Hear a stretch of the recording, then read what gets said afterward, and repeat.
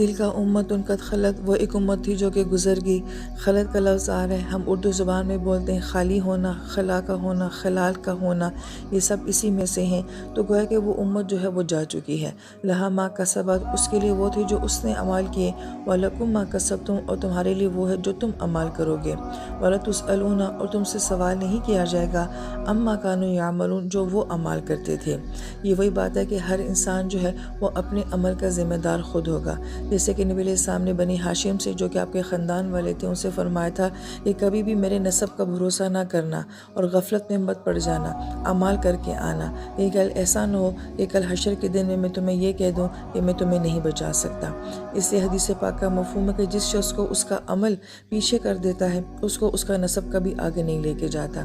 لہٰذا ہم آج یہ بہت بات سنتے ہیں کہ ہم سید ہیں، ہم ہاشمی ہیں، یا ہم عالم ہیں، یا ہم حافظ ہیں، کچھ بھی اگر کہہ لیں تو نسب اور جو رتبہ ہوتا ہے وہ انسان کو نہیں بچاتا، انسان کو اس کے اعمال بچاتے ہیں۔ سورہ بقرہ کی آیت نمبر 136 سے اللہ تعالیٰ فرماتے ہیں قولوا کہو آمنا، ہم ایمان لے کر آئے، باللہ اللہ پر، وما انزل علینا، اور جو کچھ بھی ہم پہ نازل کیا گیا، وما انزل الی ابراہیم، اور جو کچھ بھی نازل کیا گیا ابراہیم علیہ السلام کے اوپر، و اسماعیل علیہ السلام کے اوپر، و اسحاق علیہ السلام کے اوپر، و یعقوب علیہ السلام کے اوپر، والاسباط۔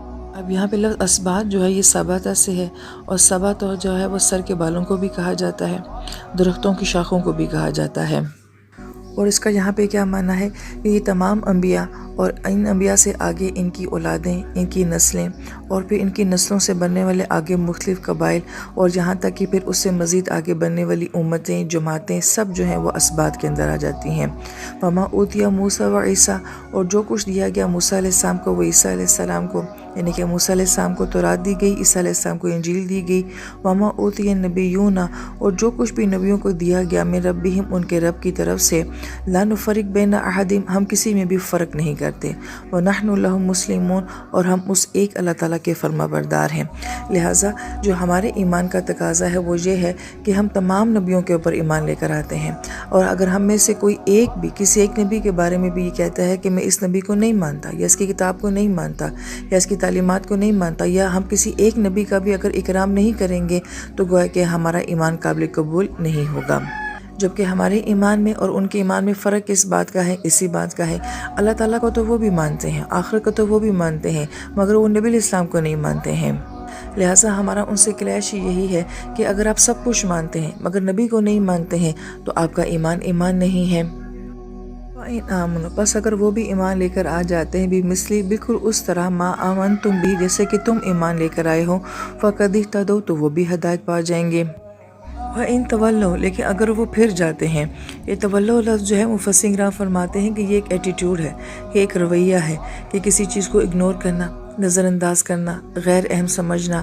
مثلا ہم سے کوئی بات کہے، ہم اس بات کو سنیں، اور پھر پوری بات سننے کے بعد ہم ایسے شو کریں کہ جیسے کہ کوئی خاص بات نہیں تھی اور بڑی عام سی بات تھی، میں نے اپنا ٹائم ضائع کیا اتنی بات کو سن کے، تو اس رویے کو جو ہے وہ تولو کہا جاتا ہے۔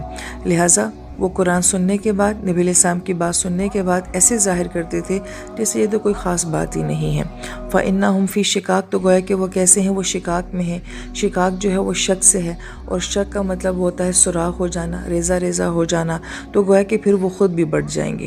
فَسَيَكْفِيكَهُمُ اللَّهُ، ان سب کے لیے اللہ تعالیٰ خود کافی ہو جائیں گے۔ وَهُوَ السَّمِيعُ الْعَلِيمُ، وہ سننے والی اور علم والی ذات ہے۔